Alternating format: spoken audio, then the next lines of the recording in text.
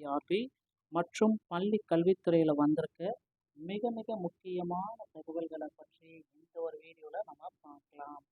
ஆசிரியர் தேர்வு வாரியத்தில் யூஜிடிஆர்பியுடைய நோட்டிஃபிகேஷன் எப்பொழுது வெளியிட போகிறாங்க, யூஜிடிஆர்பியுடைய நோட்டிஃபிகேஷன் எப்போ வெளியாகும், அனைத்து மக்களுமே எதிர்பார்த்த அந்த யூஜிடிஆர்பியுடைய அறிவிப்பு ஆசிரியர் தேர்வு வாரியம் வெளியிடுவாங்களா மாட்டாங்களா, இதை தான் நம்ம இப்போ உங்களுக்கு கிளியராக சொல்ல போகிறேன். ஸோ யூஜிடிஆர்பியை பொறுத்தவரைக்கும் தற்சமயம் பார்த்தீங்கன்னா அதிக அளவில் வேகன்சிஸ் எல்லாமே இருக்குது. ஸோ இதற்கான நியமன தேர்வை நடத்தி ஆகணும்.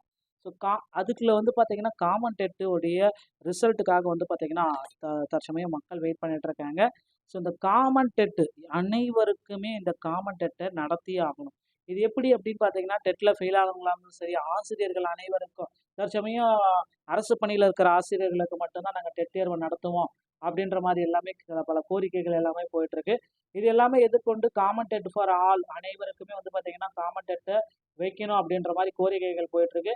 இதோடைய கோரிக்கைகள் எந்த அளவுக்கு முடியும் அப்படின்றது நமக்கு தெரியல. ஸோ பார்க்கலாம் பொறுத்திருந்து. ஏன்னா நீதிமன்றத்தில் ஒரு இறுதி கட்ட தீர்ப்பு ஒன்று போயிட்டு இருக்குங்க.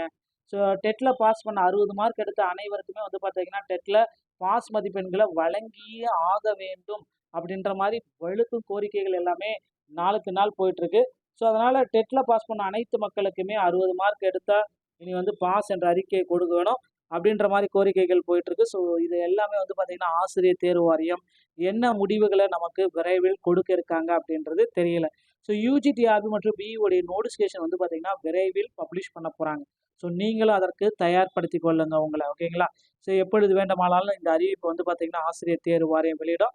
நியமன தேர்வை ரத்து செய்வாங்களா, இந்த கேள்வி இருக்கு. ஸ்டாலின் இறுதியாக ஒரு கையெழுத்து போட போறாரு இந்த தேர்தலுக்குள்ளார. ஏன்னா தேர்தல் நடைமுறை விதிகளில் இருக்கு, புதிய அனௌன்ஸ்மெண்ட் எதுவுமே வரக்கூடாது. ஆனால் தேர்தல் வாக்குறுதிகளில் முதல்வர் ஸ்டாலின் அவர்கள் குறிப்பிட்டே சொல்லிட்டாரு, நாங்கள் நியமன தேர்வை ரத்து செய்வோம், பகுதி நேர ஆசிரியர்களுக்கு பணி நிரந்தரத்தை கொடுப்போம், 2013 டெட்டில் பாஸ் பண்ணக்கூடான போஸ்டிங்ஸை நாங்கள் போடுவோம் அப்படின்னு குறிப்பிட்டு சொன்னதுனால ஸோ இது எல்லாமே நடப்பதற்கு நிறைய வாய்ப்புகள் இருக்கு மக்களே. இது எல்லாமே இன்னும் ஒரு சில வாரங்களில் நடக்கும். இது நம்ம பார்க்கலாம். பள்ளிக்கல்வித்துறை சார்பாக நியமன தேர்வை ரத்து செய்யறதுக்கு உண்டான ஒரு பெரிய ப்ரெஸ் ரிலீஸ் எல்லாமே ரெடி ஆகிட்டு இருக்கு.